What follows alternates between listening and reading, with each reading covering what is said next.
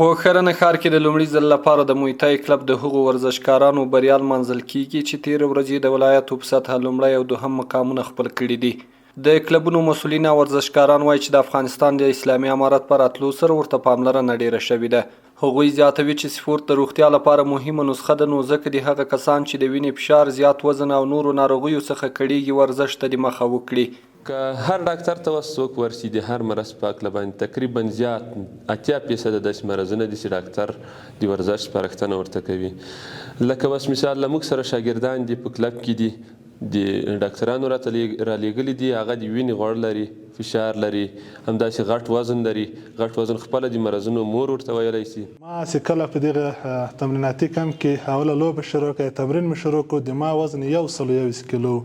الحمدلله چې اوس د ما وزن 90 کیلو ده، نو ډېر تغیر دی د ما په بدن. د پکتیکا والي وایي چې ټول لوبغاړي د لوبې د اسلام مبارک دین په چوکاټ کې ترسره کړي او ځوانان د یادې لوبې د هیواد د دفاع او ښېرازۍ په نیت ترسره کړي. اسلامي امارت ټولو ځوانانو ته په هر ډګر کې د هغه څه هیلې لري چې دوی هم ځان ته نه لري، او زه دا امید درکوم چې هغه امکانات چې د تاسو ضرورت وو او موږ تر اوسه موجود وو، هغه به ټول له تاسو سره ملګري وي.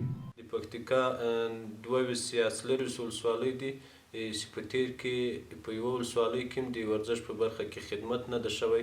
موږ الحمدلله ولسوالیو ته ورزش انتقال کړی، له ولسوالیو څخه مو کلي ته انتقال کړی چې ورزش ته وده ورکړو. د یادونې وړ دی چې تېره جمعه هم د پکتیکا ولایت په مټاخان ولسوالۍ کې د بدني روزنې د امریت له لوري د والیبال تورنمنټ ترسره شو چې لسګونو لوبډلو پکې ګډون کړی و.